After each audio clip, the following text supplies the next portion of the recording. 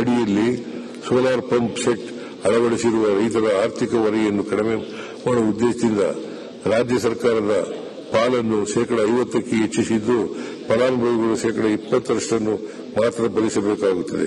ಈ ಯೋಜನೆಯಡಿ ಇನ್ನು 40,000 ಪಂಪ್ ಸೆಟ್ಗಳಿಗೆ ಅನುಮೋದನೆ ನೀಡಲಾಗಿದ್ದು ರಾಜ್ಯ ಸರ್ಕಾರದ ಪಾಲು 752 ಕೋಟಿ ರು ವೆಚ್ಚ ಮಾಡಲಾಗುವುದು. ಪ್ರಸರಣ ಜಾಲದ ಬಲವರ್ಧನೆಗಾಗಿ ನಮ್ಮ ಸರ್ಕಾರವು 115 ಹೊಸ ಉಪಕೇಂದ್ರಗಳ ಸ್ಥಾಪನೆ, 411 ಉಪಕೇಂದ್ರಗಳ ಉನ್ನತೀಕರಣ ಹಾಗೂ 3,490.81 ಕಿಲೋಮೀಟರ್ಗಳ ಪ್ರಸರಣ ಸಾಮರ್ಥ್ಯದ ರಚನೆಯನ್ನು ಮಾಡಲಾಗಿದೆ. ಪ್ರಸಕ್ತ ಸಾಲಿನಲ್ಲಿ 8,833 ಕೋಟಿ ರು ವೆಚ್ಚದಲ್ಲಿ 100 ಹೊಸ ಉಪಕೇಂದ್ರಗಳನ್ನು ಸ್ಥಾಪಿಸಲಾಗುವುದು.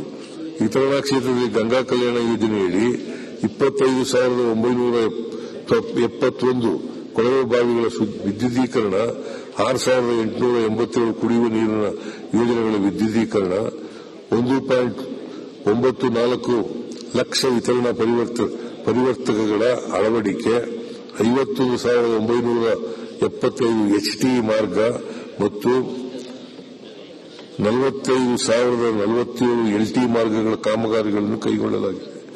ಗ್ರಾಮ ಪಂಚಾಯಿತಿಗಳಲ್ಲಿ ಬೀದಿ ದೀಪಗಳ ವಿದ್ಯುತ್ ಬಿಲ್ಲಿನ ಹೊರೆಯನ್ನು ತಗ್ಗಿಸಲು ಪ್ರತ್ಯೇಕವಾದ ಫೇಸ್ ವೈರ್ ಅಳವಡಿಸುವ ಕಾಮಗಾರಿಯನ್ನು 850 ಕೋಟಿ ರು ವೆಚ್ಚದಲ್ಲಿ ಎಸ್ಕಾಂಗಳ ಮೂಲಕ ಹಂತ ಹಂತವಾಗಿ ಅನುಷ್ಠಾನಗೊಳಿಸಲಾಗುವುದು. ರಾಜ್ಯದಲ್ಲಿ ನವೀಕರಿಸಬಹುದಾದ ಇಂಧನ ಸ್ಥಾವರಗಳ ಸ್ಥಾಪನೆಗೆ ಉತ್ತೇಜನ ನೀಡುವ ಉದ್ದೇಶದಿಂದ ಕೃಷಿ ಭೂಮಿಗೆ ಭೂ ಪರಿವರ್ತನೆ ಪ್ರಕ್ರಿಯೆಯಿಂದ ವಿನಾಯಿತಿ ನೀಡಲಾಗುವುದು. ವಿದ್ಯುತ್ ಪ್ರಸರಣ ನಿಯಮಗಳಲ್ಲಿ ಹೆಚ್ಚಿನ ಪ್ರಾಮುಖ್ಯತೆಯನ್ನು ಹೊಂದಿರುವ ಇನ್ಫ್ರಾಸ್ಟ್ರಕ್ಚರ್ ಇನ್ವೆಸ್ಟ್ಮೆಂಟ್ ಟ್ರಸ್ಟ್ ಅನ್ನು ಕೆಪಿಟಿಸಿಎಲ್ನಲ್ಲಿ ರಚಿಸಲು ಸರ್ಕಾರವು ಅನುಮೋದನೆ ನೀಡಿದೆ. ಈ ಮೂಲಕ 5,000 ಕೋಟಿ ರೂಪಾಯಿ ಹೂಡಿಕೆಯನ್ನು ಸಂಗ್ರಹಿಸಿ ವಿವಿಧ ಯೋಜನೆಗಳಿಗೆ ಉಪಯೋಗಿಸಲಾಗುವುದು. ವಾಣಿಜ್ಯ ಮತ್ತು ಕೈಗಾರಿಕೆ ಕರ್ನಾಟಕ ರಾಜ್ಯವು ಡಿಸೆಂಬರ್ 2024 ಹಂತಕ್ಕೆ 4.4 ಬಿಲಿಯನ್ USD ವಿದೇಶಿ ಹೂಡಿಕೆ ಆಕರ್ಷಿಸುವುದರೊಂದಿಗೆ ದೇಶದಲ್ಲಿ 3ನೇ ಸ್ಥಾನದಲ್ಲಿ ಹಾಗೂ 88,853 ಮಿಲಿಯನ್ USD ರಫ್ತು ಮಾಡುವುದರೊಂದಿಗೆ ಒಟ್ಟಾರೆ ರಫ್ತಿನಲ್ಲಿ ಅಗ್ರಸ್ಥಾನದಲ್ಲಿದೆ.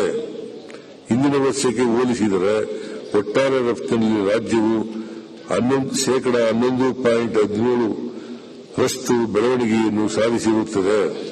ಕರ್ನಾಟಕ ರಾಜ್ಯವು ಕೇಂದ್ರ ಸರ್ಕಾರದ ಈಸ್ ಆಫ್ ಡೂಯಿಂಗ್ ಬಿಸಿನೆಸ್ ನಲ್ಲಿಯೂ ಅತ್ಯುತ್ತಮ ಸಾಧನೆ ಟಾಪ್ ಅಚೀವರ್ ಎಂದು ಗುರುತಿಸಲ್ಪಟ್ಟಿದೆ. ಅಂತಾರಾಷ್ಟೀಯ ಮತ್ತು ರಾಷ್ಟೀಯ ಬಂಡವಾಳವನ್ನು ರಾಜ್ಯಕ್ಕೆ ಆಕರ್ಷಿಸುವ ಸಂಬಂಧ ಏರ್ಪಡಿಸಿದ ವಿಶ್ವ ಬಂಡವಾಳ ಹೂಡಿಕೆದಾರರ ಸಮಾವೇಶದಲ್ಲಿ ಇನ್ವೆಸ್ಟ್ ಕರ್ನಾಟಕ 2025 ವಿವಿಧ ಕಂಪನಿಗಳೊಂದಿಗೆ 10,27,000 ಹೂಡಿಕೆಗೆ ಒಪ್ಪಂದಗಳನ್ನು ಮಾಡಿಕೊಳ್ಳಲಾಗಿದೆ. ಇದರಿಂದ 6 ಲಕ್ಷಕ್ಕಿಂತ ಹೆಚ್ಚಿನ ಉದ್ಯೋಗಾವಕಾಶ ನಿರೀಕ್ಷಿಸಲಾಗಿದೆ. ರಾಜ್ಯದಲ್ಲಿ ಕೈಗಾರಿಕೆಗಳಿಗೆ ಪೂರಕವಾದ ವಾತಾವರಣವನ್ನು ಸೃಷ್ಟಿಸುವ ಉದ್ದೇಶದಿಂದ ಘೋಷಿಸಲಾದ ಹೊಸ ಕೈಗಾರಿಕಾ ನೀತಿ 2025-30ರಿಂದ 750 ಲಕ್ಷ ಕೋಟಿ ಬಂಡವಾಳ ಹೂಡಿಕೆ ಹಾಗೂ 20 ಲಕ್ಷ ಹೊಸ ಉದ್ಯೋಗ ಸೃಷ್ಟಿಸುವ ನಿರೀಕ್ಷೆ ಹೊಂದಿದೆ. ಕೈಗಾರಿಕೋದ್ಯಮಿಗಳ ಅನುಸರಣೆಯ ನಿಯಂತ್ರಣ ನಿಯಮಗಳು ಮತ್ತು ಷರತ್ತುಗಳ ಸರಳೀಕರಣಕ್ಕೆ ಸಂಬಂಧಿಸಿದಂತೆ ನಮ್ಮ ಸರ್ಕಾರವು ಕರ್ನಾಟಕ ಉದ್ಯೋಗಾವಕಾಶ ನಂಬಿಕೆ ವಿಧೇಯಕ ಹಾಗೂ ಕರ್ನಾಟಕ ಉದ್ಯೋಗದಾತ ಅನುಸರಣೆ ಜಾಲಬಂಧ ಮಸೂದೆಗಳನ್ನು ಜಾರಿಗೆ ತಂದಿದೆ. ಇದರ ಮೂಲಕ ಉದ್ಯೋಗದಾತರ ಷರತ್ತುಗಳನ್ನು ಉಲ್ಲಂಘನೆಯನ್ನು ಕ್ರಿಮಿನಲ್ ಅಪರಾಧ ವ್ಯಾಪ್ತಿಯಿಂದ ಹೊರತುಪಡಿಸಲಾಗುವುದು. ಷರತ್ತುಗಳ ಅನುಸರಣಾ ಪ್ರಕ್ರಿಯೆಯನ್ನು ಡಿಜಿಟಲೀಕರಣಗೊಳಿಸಲು ಈ ರೀತಿಯ ಉಪಕ್ರಮಗಳನ್ನು ದೇಶದಲ್ಲೇ ಮೊದಲು ಜಾರಿಗೊಳಿಸುವ ಕೀರ್ತಿಯು ನಮ್ಮದಾಗಿದೆ. ನಮ್ಮ ಸರ್ಕಾರವು ಕರ್ನಾಟಕ ಕ್ಲೀನ್ ಮೊಬಿಲಿಟಿ ಪಾಲಿಸಿ 2025-30 ಘೋಷಿಸಿದ್ದು, ಇದರಿಂದ ಕ್ಲೀನ್ ಮೊಬಿಲಿಟಿ ವಾಹನ ಮೌಲ್ಯ ಸರಪಳಿಯಲ್ಲಿ 50,000 ಕೋಟಿ ರು ಹೂಡಿಕೆಗಳನ್ನು ಆಕರ್ಷಿಸುವ ಮತ್ತು ಸರಿಸುಮಾರು 1 ಲಕ್ಷ ಹೊಸ ಉದ್ಯೋಗಗಳನ್ನು ಸೃಷ್ಟಿಸುವ ಉದ್ದೇಶ ಹೊಂದಿದೆ. ಇವಿ ವಾಹನಗಳ ತಯಾರಿಕೆ ಮತ್ತು ಬಳಕೆಗೆ ಉತ್ತೇಜನ ನೀಡಲು ಬೆಂಗಳೂರು ವಲಯದಲ್ಲಿ ಅತ್ಯಾಧುನಿಕ ತಂತ್ರಜ್ಞಾನ ಒಳಗೊಂಡ ಇವಿ ಕ್ಲಸ್ಟರ್ ನಿರ್ಮಿಸಲಾಗುವುದು. ಈ ಉದ್ಯೋಗಕ್ಕೆ 25 ಕೋಟಿ ರುವನ್ನು ಒದಗಿಸಲಾಗಿದೆ. ದೇವನಹಳ್ಳಿ ಕೈಗಾರಿಕಾ ಪ್ರದೇಶದಲ್ಲಿ ಫಾಕ್ಸ್ಕಾನ್ ಸಂಸ್ಥೆಯಿಂದ ಮೊಬೈಲ್ ಫೋನ್ಗಳ ಉತ್ಪಾದನಾ ಘಟಕವು 21,911 ಕೋಟಿ ರು ಬಂಡವಾಳ ಹೂಡಿಕೆಯೊಂದಿಗೆ ಪ್ರಾರಂಭಗೊಂಡಿದೆ. ಇದರಿಂದ 50,000 ಉದ್ಯೋಗ ಸೃಜನೆ ನಿರೀಕ್ಷಿಸಲಾಗಿದೆ. ಈ ಕಂಪನಿಗೆ ESDM ನೀತಿಯಡಿ 6,970 ಕೋಟಿ ರುಗಳ ಪ್ರೋತ್ಸಾಹಗಳನ್ನು ನೀಡಲಾಗುವುದು. ಉದ್ಯೋಗಸ್ಥ ಮಹಿಳೆಯರಿಗೆ ಸುರಕ್ಷಿತ ಹಾಗೂ ಉತ್ತಮ ವಾತಾವರಣವನ್ನು ಕಲ್ಪಿಸಲು ಕೋಲಾರ ಜಿಲ್ಲೆಯ ನರಸಾಪುರದಲ್ಲಿ 173 ಕೋಟಿ ರು ವೆಚ್ಚದಲ್ಲಿ 6,000 ಸಾಮರ್ಥ್ಯದ ಮಹಿಳಾ ವಸತಿ ನಿಲಯ ಹಾಗೂ ತುಮಕೂರು ಜಿಲ್ಲೆಯ ವಸಂತ ನರಸಾಪುರದ ಕೈಗಾರಿಕಾ ಪ್ರದೇಶದಲ್ಲಿ 20 ಕೋಟಿ ರು ವೆಚ್ಚದಲ್ಲಿ ಮಹಿಳಾ ವಸತಿ ನಿಲಯಗಳನ್ನು ನಿರ್ಮಿಸಲಾಗುವುದು. ಉತ್ತರ ಕರ್ನಾಟಕ ಕೈಗಾರಿಕೆಗಳನ್ನು ಉತ್ತೇಜಿಸಲು ವಿಜಯಪುರದ ತಿಡಗುಂಡಿಯಲ್ಲಿ ಪ್ಲಗ್ ಅಂಡ್ ಪ್ಲೇ ಸೌಲಭ್ಯವಿರುವ ಫ್ಲಾಟ್ ಫ್ಯಾಕ್ಟರಿಯನ್ನು ಸ್ಥಾಪಿಸಲು ಉದ್ದೇಶಿಸಲಾಗಿದೆ.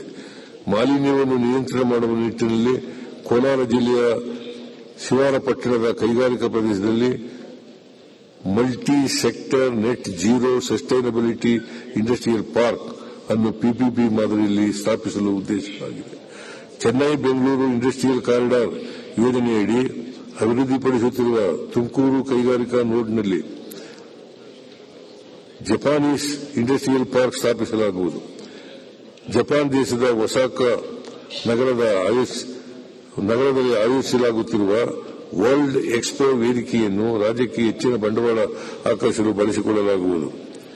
ಎಂಎಸ್ಎಂಇ ವಲಯಕ್ಕೆ ಪ್ರೋತ್ಸಾಹ ನೀಡಲು ಎಂಎಸ್ಸಿ ಕ್ಲಸ್ಟರ್ ಅಭಿವೃದ್ಧಿ ಯೋಜನೆಯಡಿ ಸಾಮಾನ್ಯ ಸೌಲಭ್ಯ ಕೇಂದ್ರಗಳನ್ನು ಸ್ಥಾಪಿಸಲಾಗುವುದು.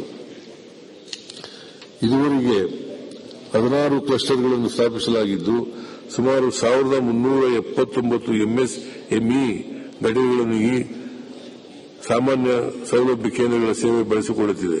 26,750 ಉದ್ಯೋಗಗಳನ್ನು ಸೃಷ್ಟಿಸಲಾಗಿದೆ. ಈ ಉದ್ದೇಶಕ್ಕಾಗಿ ರಾಜ್ಯ ಸರ್ಕಾರದ ವಂತಿಗೆ 22 ಕೋಟಿ ರು ಬಿಡುಗಡೆಗೊಳಿಸಲಾಗಿದೆ.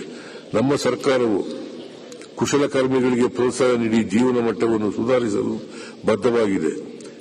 ಬಿದಿರಿ ಕಲಾಕೃತಿಗಳ ಹಾಗೂ ಶ್ರೀಗಂಧ ಕಲಾಕೃತಿಗಳ ಕಚ್ಚಾ ವಸ್ತುಗಳನ್ನು ರಿಯಾಯಿತಿ ದರದಲ್ಲಿ ನೀಡಲು 1 ಕೋಟಿ ರೂಪಾಯಿ ಅನುದಾನ ಒದಗಿಸಿ 2020-25 ಅಡಿಯಲ್ಲಿ ಅಂದಾಜು 3,758 ಎಂಎಸ್ಎಂಇಗಳಿಗೆ ನೆರವು ನೀಡಲು 25-26 ಸಾಲಿನಲ್ಲಿ 185 ಕೋಟಿ ಒದಗಿಸಲಾಗಿದೆ. ಕರ್ನಾಟಕದ ಸುಸ್ಥಿರ ಅಭಿವೃದ್ಧಿ ಗುರಿಗಳನ್ನು ಸಾಧಿಸಲು ಎಂಎಸ್ಎಂಇಗಳ ಪ್ರಾಮುಖ್ಯತೆಯನ್ನು ಗುರುತಿಸಿ ಆರ್ಥಿಕತೆಗೆ ವೇಗ ನೀಡಲು ಮತ್ತು ಪ್ರಾದೇಶಿಕ